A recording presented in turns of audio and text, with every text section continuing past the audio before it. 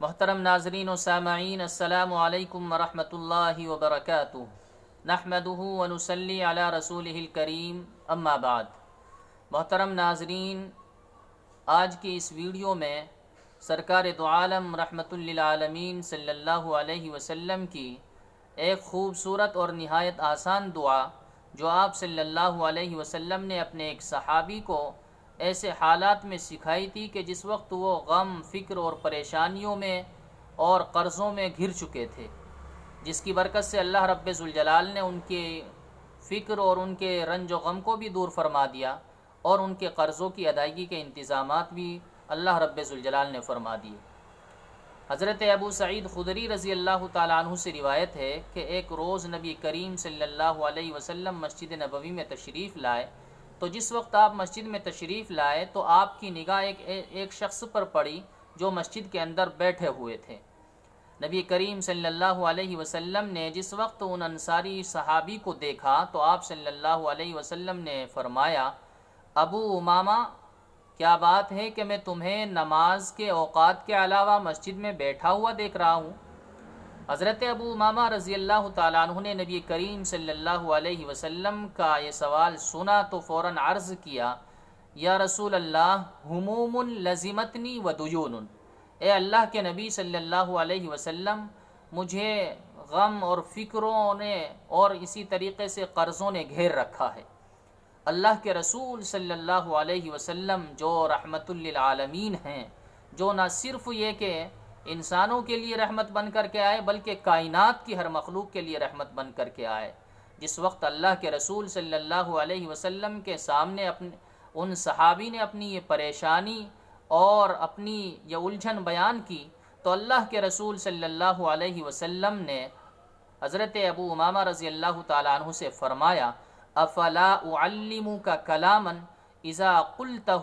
ذهب اللہ ہمک وقضى عنک دینک۔ اے ابو امامہ، کیا میں تجھے ایسا ایک کلام نہ سکھا دوں کہ جب تو اس کو پڑھے گا تو اللہ پاک اس کی برکت سے تمہارے غم اور فکروں کو بھی ختم فرما دیں گے اور تمہارے قرضوں کی ادائیگی کے انتظامات بھی فرما دیں گے۔ حضرت ابو امامہ رضی اللہ تعالیٰ عنہ نے فوراً عرض کیا، بلا یا رسول اللہ، اے اللہ کے رسول، کیوں نہیں، ضرور ارشاد فرمائیں۔ تو اللہ کے رسول صلی اللہ علیہ وسلم نے انہیں یہ دعا تعلیم فرمائی کہ تم صبح اور شام اس دعا کے پڑھنے کا اہتمام کیا کرو۔ وہ دعا یہ ہے، اللہم انی اعوذ بک من الہم والحزن واعوذ بک من العجز والکسل واعوذ بک من الجبن والبخل واعوذ بک من غلبۃ الدین وقہر الرجال۔ اے اللہ، میں غموں اور فکروں سے آپ کی پناہ مانگتا ہوں۔ اے اللہ، میں لاچاری اور کاہلی سے آپ کی پناہ مانگتا ہوں، اور اے اللہ، میں کنجوسی اور بزدلی سے آپ کی پناہ مانگتا ہوں، اور میں قرضوں کے بوجھ تلے دبنے اور لوگوں کے میرے اوپر دباؤ بنانے سے آپ کی پناہ مانگتا ہوں۔ اللہ کے رسول صلی اللہ علیہ وسلم نے حضرت ابو امامہ رضی اللہ تعالیٰ عنہ کو یہ دعا تعلیم فرمائی۔ حضرت ابو امامہ رضی اللہ تعالیٰ عنہ نے اس دعا پر عمل شروع کیا۔ حضرت ابو امامہ رضی اللہ تعالیٰ عنہ فرماتے ہیں کہ جس وقت میں نے اس دعا کو پڑھنا شروع کیا تو اللہ رب ذوالجلال نے اس دعا کی برکت سے میری ساری فکروں کو ختم فرما دیا اور میرے قرضوں کی ادائیگی کا بھی اللہ رب ذوالجلال نے انتظام فرما دیا۔ سبحان اللہ،